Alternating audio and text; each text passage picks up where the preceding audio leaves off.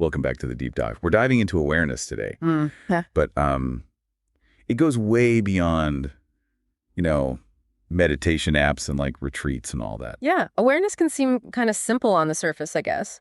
But what's so interesting is how it connects to like every part of our lives, as we'll see in these sources. Right. It's not just about, being present.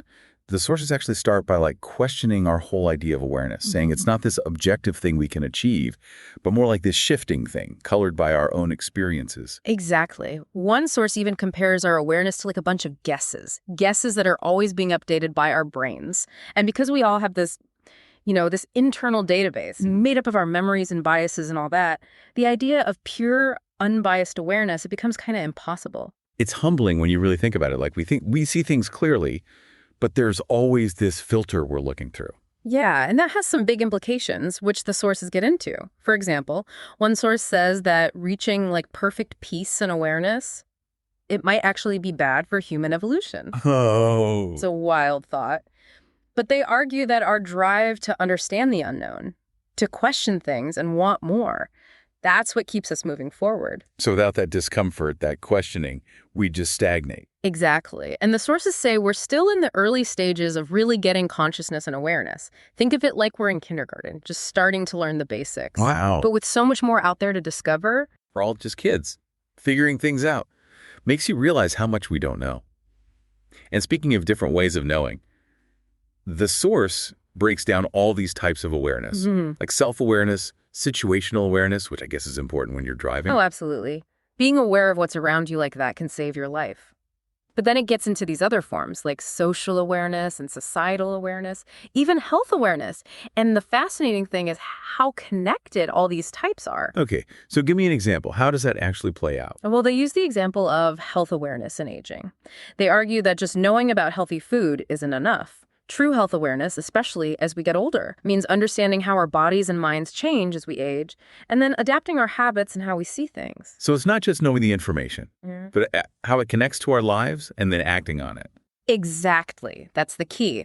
The sources say that awareness without action, it's incomplete. Like reading every book about swimming but never getting in the water. You have the knowledge, but You haven't experienced it. I like that.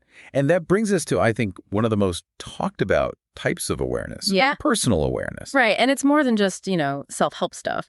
The sources say that personal awareness is key for things like emotional intelligence, even for communicating well and managing stress. Okay, but how does that work? How does being more aware of myself make me a better communicator, for example? Because it lets you tune into your own reactions and why you do things. You understand why you think and feel the way you do, and that makes it easier to say what you need and understand where other people are coming from. So it's like holding up a mirror to yourself. Yeah. And that helps you see others more clearly, too. I get it. But it's not just about us.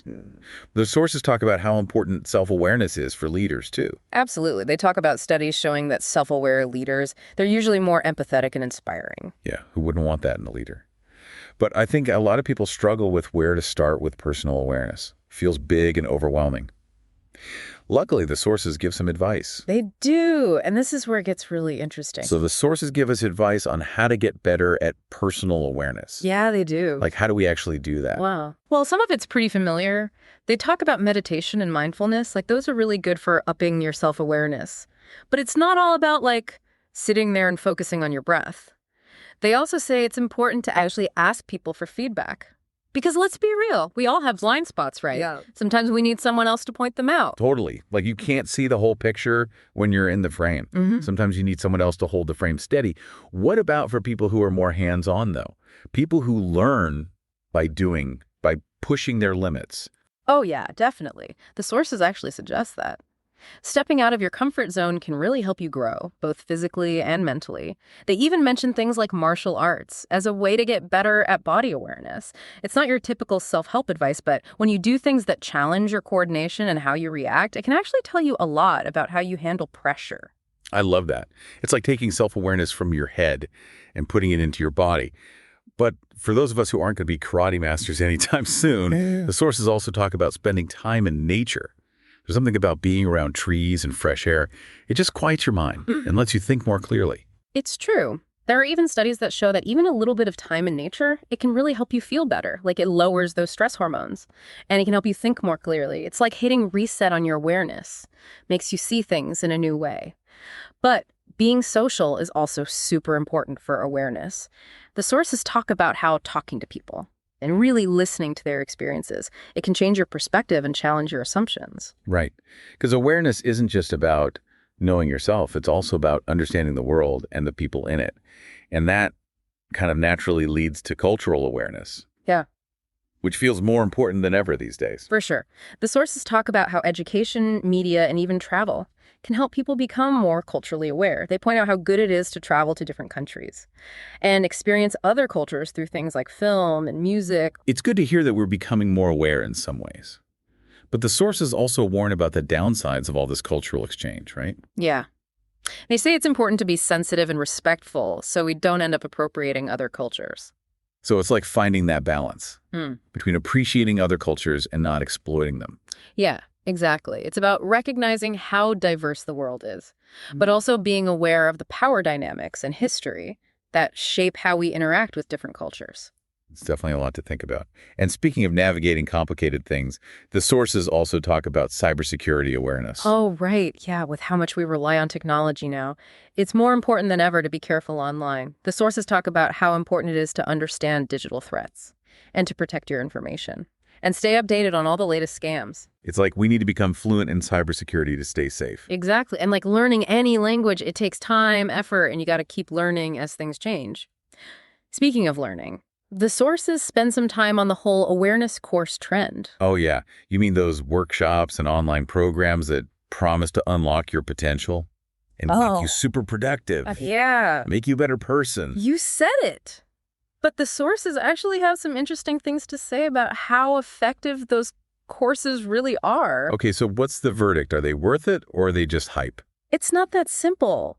The sources say it really depends on the person and their goals and how good the course actually is. That makes sense. It's like anything else. There's good ones and bad ones. Yeah.